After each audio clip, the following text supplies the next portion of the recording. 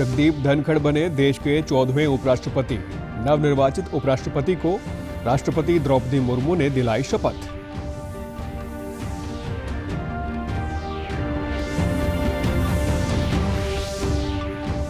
बाढ़ और पानी भरने से मकान के गिरने पर प्रदेश सरकार देगी मुआवजा।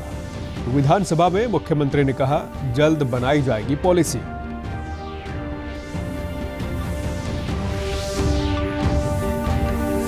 प्रधानमंत्री शहरी आवास योजना के अंतर्गत सबके लिए आवास मिशन का 31 दिसंबर 2024 तक विस्तार। केंद्रीय शहरी विकास राज्य मंत्री ने कहा, सभी शहरी गरीबों को आवास देना है हमारी प्राथमिकता। और देश भर में आज हर्षोल्लास के साथ मनाया जा रहा है रक्षाबंधन का त्योहार। राष्ट्रपति, प्रधानमंत्री और मुख्यमंत्री मनोहर लाल ने दी पर्व की बधाई। नमस्कार, मैं सुरेंद्र कुमार। अब समाचार विस्तार से। नवनिर्वाचित उपराष्ट्रपति जगदीप धनखड़ ने आज 14वें उपराष्ट्रपति पद की शपथ ली। राष्ट्रपति द्रौपदी मुर्मू ने उन्हें पद एवं गोपनीयता की शपथ दिलाई।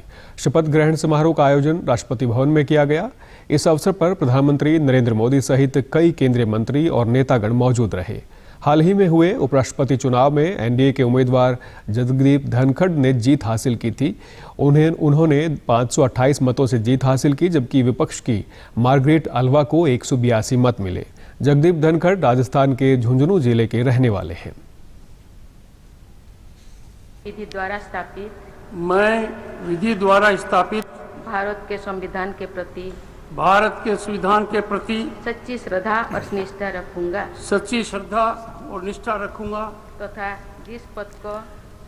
जिस पद को मैं ग्रहण करने वाला हूँ उसके कर्तव्यों का श्रद्धापूर्वक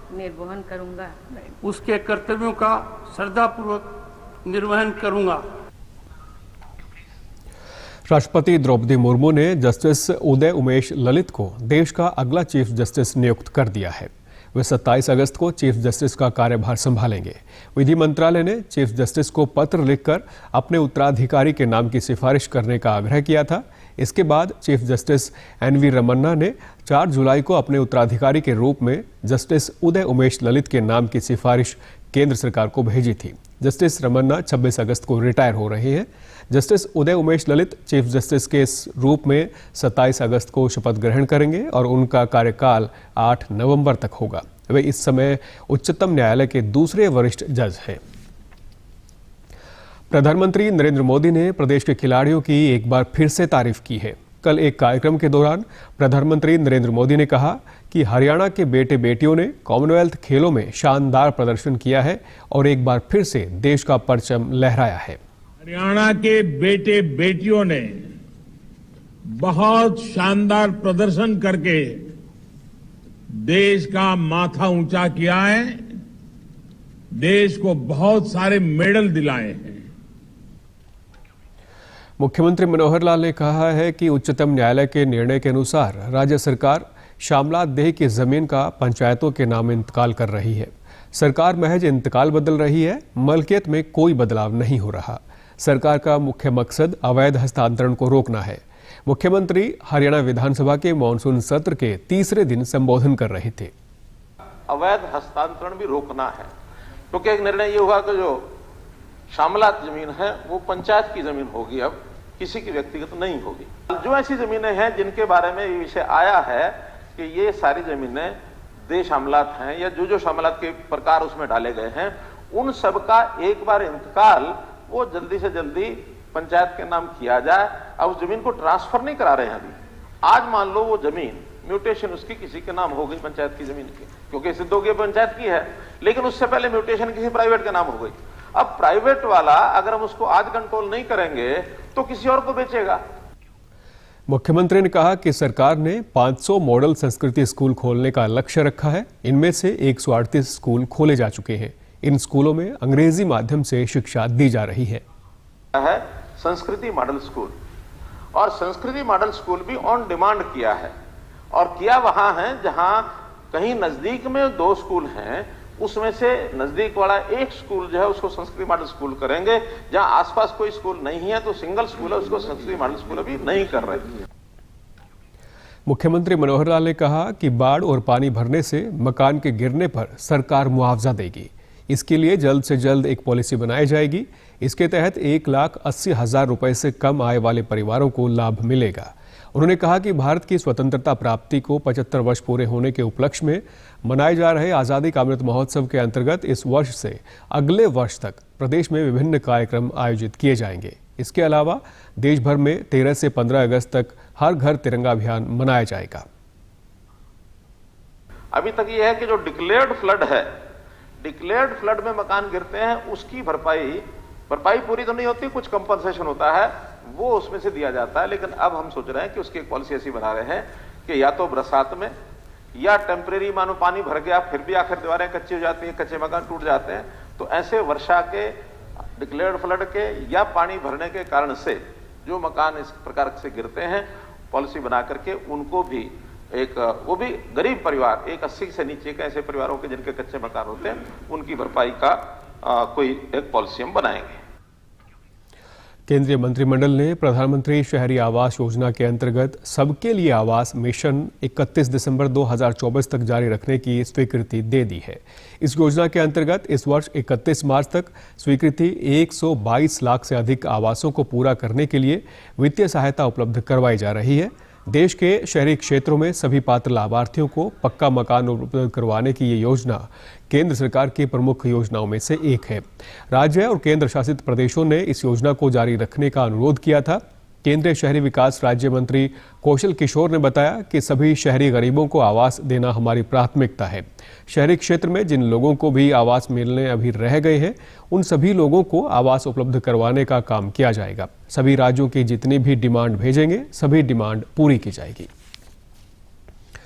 दुनिया भर में भारतीयों द्वारा रक्षाबंधन का पर्व हर्षोल्लास के साथ मनाया जा रहा है। भाई बहन का पवित्र त्योहार रक्षाबंधन प्रत्येक वर्ष सावन माह की पूर्णिमा को मनाया जाता है।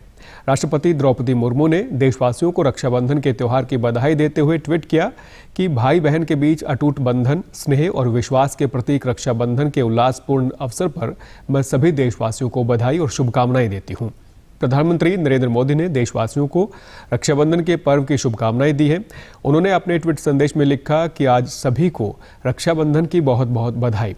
मुख्यमंत्री मनोहर लाल ने ट्वीट कर कहा कि भाई बहन के अटूट प्रेम के प्रतीक पावन पर्व रक्षाबंधन की आप सभी को हार्दिक शुभकामनाएं। आप सभी के जीवन में आपसी स्नेह और विश्वास की डोर सदैव मजबूत रहे, ईश्वर से यही प्रार्थना है। सिरसा जिला कारागार में आज विशेष रूप से रक्षाबंधन के मौके पर बंदियों की उनकी बहनों के साथ खुली मुलाकात का प्रबंध किया गया। बहनों ने जेल प्रशासन की इस बारे में सराहना भी की। जेल अधीक्षक सतविंदर गोदारा ने राखी के पर्व के लिए खास व्यवस्थाएं करवाई थी। कोरोना काल के दौरान पिछले 2 वर्षों से इस तरह के कार्यक्रमों का आयोजन नहीं हो पाया था। हर भैन का करदा भी हो सी आपदे भरा नूं मिलिए बाहर मिलिए। पिछली बार ऐसा इंतजाम नहीं सी, पिछली बार ਅਸੀਂ ਰੱਖੜੀ ਦੇ ਕੇ ਚਲੇ ਗਏ ਸੀ, मतलब कि ਮਿਲਣ ਦਾ ਕੋਈ ਇੰਤਜ਼ਾਮ ਨਹੀਂ ਸੀ। ਇਸ ਵਾਰ ਇਹਨਾਂ ਨੇ ਬਹੁਤ ਵਧੀਆ ਇੰਤਜ਼ਾਮ ਕੀਤਾ ਹੋਇਆ ਹੈ। ਅੱਜ ਤਾਂ ਫਿਲਹਾਲ ਬਹੁਤ ਵਧੀਆ ਇੰਤਜ਼ਾਮ ਇਹਨਾਂ ਦਾ ਵਧੀਆ ਕਰ ਰੱਖਿਆ ਵੀ ਭੈਣਾਂ ਨੂੰ ਮਿਲਾਈ ਜਾਂਦੇ ਨੇ ਵੀ ਜਿਵੇਂ ਵੀ ਬਸ ਇਹ ਸਭ ਤੋਂ ਵਧੀਆ ਕੰਮ ਕਿ ਜਿਹੜੇ ਹੱਥ ਨਾਲ ਹੱਥ ਭੈਣਾਂ ਭਰਾਵਾਂ ਦਾ ਆਪਦੀ ਬੱਚਿਆਂ ਨੂੰ ਹੱਥ ਕਰਕੇ ਸਿਰ ਤੇ ਹੱਥ ਦੇਤਾ, ਉਹ ਬਹੁਤ ਵਧੀਆ ਸਾਰਾ ਸਿਸਟਮ मतलब कि पूरा प्रबंध बहुत ਵਧੀਆ ਸੀਗਾ ਤੇ ਲੇਡੀਜ਼ ਵਾਸਤੇ ਸਾਰੀ ਚੀਜ਼ ਦੀ ਫੈਸਿਲਿਟੀ ਸੀਗੀ, ਬਹੁਤ ਵਧੀਆ ਲੱਗਾ। ਵਧੀਆ ਹੋਇਆ ਜੀ ਪ੍ਰੋਗਰਾਮ, ਪਰਮਾਤਮਾ ਵਧੀਆ ਖੁੱਲਾ ਤਿਉਹਾਰ ਮਨਾਇਆ, ਨਾਲੇ ਸੋਹਣਾ ਰੱਖੜੀ ਦਾ ਤਿਉਹਾਰ ਸਰਕਾਰ ਨੇ ਵਧੀਆ ਕੀਤਾ। जेल अधीक्षक सतविंदर गोदारा ने बताया कि रक्षाबंधन के पर्व को देखते हुए इस बार सामाजिक संस्थाओं के साथ मिलकर आयोजन किया गया। बहनें भी इससे खुश हुईं। उन्हें भी अपने बंदी भाइयों से मिलने का और उनके साथ बैठकर त्योहार मनाने का अवसर मिला। कारागार हरियाणा ने भी हमें आदेश दिए कि आज इस पर्व पे बंदियों के लिए खीर का प्रबंध किया गया है और राखी बंधवाने के लिए स्पेशल प्रबंध किए गए हैं। बड़ा खुशी का माहौल है क्योंकि कोरोना की वजह से, कोविड की वजह से भी पिछले 2 साल में ये पर्व उस तरह से नहीं मनाया गया था। तो अब महानिदेशक कारागार ने जिस हिसाब से आदेश दिए तो सब में बड़ा खुशी का माहौल है और सुरक्षा का भी हमने प्रबंध किया है। डीडी न्यूज़ हरियाणा पर देश और प्रदेश जुड़ी खबरों को विस्तार से जानने के लिए आप हमारे साथ फेसबुक, ट्विटर और यूट्यूब के माध्यम से भी जुड़ सकते हैं। हमसे जुड़ने के लिए आप हमारे सोशल मीडिया हैंडल को भी फॉलो कर सकते हैं। अब आप अपने मोबाइल फ़ोन से QR कोड स्कैन कर हमारे यूट्यूब चैनल पर सीधे पहुंच सकते हैं। खेल एवं युवा मामले राज्य मंत्री संदीप सिंह ने कल चंडीगढ़ स्थित अपने आवास से पर्वतारोहण अभियान की एक टीम को रवाना किया। उन्होंने बताया कि प्रधानमंत्री के हर घर तिरंगा अभियान के तहत छात्र माउंट फ्रेंडशिप शिखर पर 75 फीट का तिरंगा फहराएंगे और अपनी तरह का एक रिकॉर्ड बनाकर इंडिया बुक ऑफ रिकॉर्ड्स में दर्ज करवाएंगे। खेल एवं युवा मामले राज्य मंत्री ने बताया कि इस अभियान में हरियाणा, चंडीगढ़, पंजाब, उत्तर प्रदेश और महाराष्ट्र के छात्र शामिल हैं। उन्होंने कहा कि मुख्यमंत्री के कुशल नेतृत्व में राज्य सरकार प्रदेश को स्पोर्ट्स हब के रूप में विकसित करने के लिए ठोस कदम उठा रही है। खिलाड़ी हितैषी नीतियों के कारण खिलाड़ी न केवल राज्य बल्कि देश का भी नाम रोशन कर रहे हैं, जिसका जीवंत उदाहरण राष्ट्रमंडल खेलों में प्रदेश के खिलाड़ियों का शानदार प्रदर्शन है। हर घर तिरंगा उत्सव मनाने को लेकर आम नागरिक और युवाओं में जोश दिखाई दे रहा है। आज़ादी का अमृत महोत्सव को शानदार तरीके से मनाने के लिए 15 अगस्त को सभी सरकारी, गैर सरकारी भवनों, घरों, दुकानों पर राष्ट्रीय ध्वज फहराने के लिए सरकार द्वारा विभिन्न संस्थाओं के माध्यम से तिरंगा उपलब्ध करवाया जा रहा है। केंद्र सरकार द्वारा आम जनता तक आसानी से तिरंगा पहुंचाने के लिए सभी डाकघरों में 25 रुपए की कीमत पर तिरंगा मुहैया करवाया जा रहा है। कैथल डाकघर के सब पोस्ट मास्टर सुरेश कुमार ने कहा कि सभी डाकघरों में तिरंगा पर्याप्त मात्रा में उपलब्ध है। सब पोस्ट मास्टर ने कहा कि तिरंगा लेने आ रहे लोगों में काफ़ी खुशी और उत्साह दिखाई दे रहा है और हमारे पास ये सेल के लिए उपलब्ध है और भरपूर मात्रा में उपलब्ध है। और हमारे पास डाकघर कैथल के अंदर 2 काउंटर इसके लिए चलाए गए हैं, विशेष तौर पर चलाए गए हैं। सुबह 9 बजे से 2 बजे तक एक काउंटर चलता है और इसके पैरेलल ही 9 से 5 का एक हमारा और चल रहा है। कैथल के अंदर 5 कार्यालय और हैं जहां पर ये सेल हो रहा है और आसपास के गांवों में जितने भी हमारा ब्रांच पोस्ट ऑफिस है सब में ये झंडा उपलब्ध है ताकि ये हर आदमी तक पहुंचे। कैथल के डाकघर से तिरंगा लेने आए नागरिकों ने कहा कि तिरंगा झंडा हमारे देश की आन बान शान है। उन्होंने कहा कि हमें अपने देश के राष्ट्रीय ध्वज पर गर्व है। नागरिकों ने कहा कि आज़ादी के अमृत महोत्सव के अवसर पर तिरंगा उत्सव मनाना बहुत ही अच्छा कदम है। ज़्यादा इम्प्रेसिव हूँ और गर्व महसूस करता हूँ अपने भारतीय होने का। और इस तिरंगा झंडा, आज मैं यहाँ पोस्ट ऑफिस में आया था कुछ काम के लिए और मेरे को तिरंगा झंडा दिया गया, जिसके ऊपर मेरे को बहुत ही ज़्यादा मान और सम्मान करता हूँ मैं। आम आदमी को भी झंडे का जो लगाव है, जो इसका मान सम्मान है, वो उसको पता चला है और हमें भी ये पता लगता है कि ये हमारा तिरंगा झंडा जो है इससे कितना लगाव है और इसका कितना मान सम्मान हमें करना चाहिए, उससे ये सारी बात पता लगती है। ये हमारा राष्ट्रीय ध्वज है, हमारे मान का, हमारे स्वाभिमान का प्रतीक है।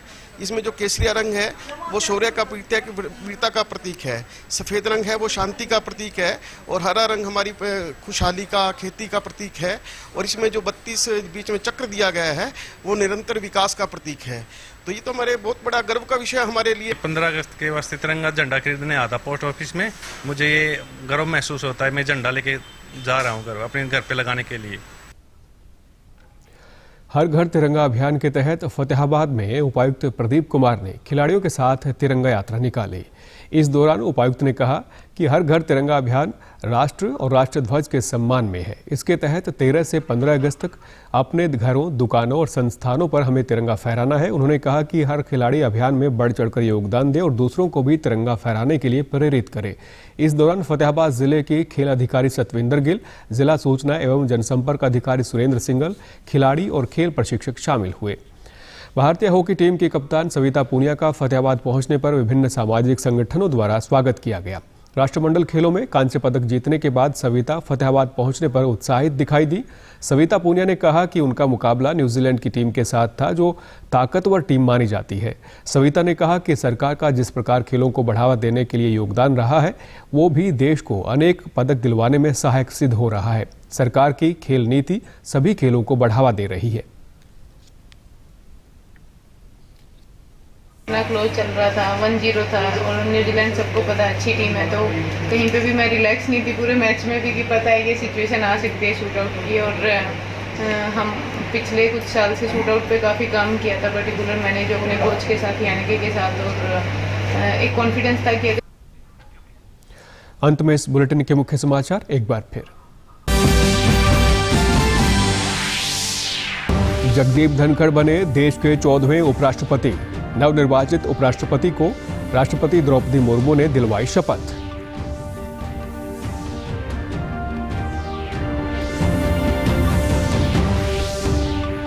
बाढ़ और पानी भरने से मकान के गिरने पर प्रदेश सरकार देगी मुआवजा। विधानसभा में मुख्यमंत्री ने कहा, जल्द बनाई जाएगी पॉलिसी।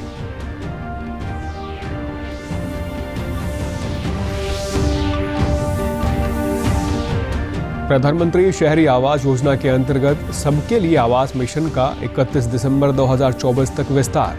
केंद्रीय शहरी विकास राज्य मंत्री ने कहा, सभी शहरी गरीबों को आवास देना है हमारी प्राथमिकता। और देश भर में आज हर्षोल्लास के साथ मनाया जा रहा है रक्षाबंधन का त्योहार। राष्ट्रपति, प्रधानमंत्री और मुख्यमंत्री मनोहर लाल ने दी पर्व की बधाई। समाचारों में आज इतना ही। नमस्कार।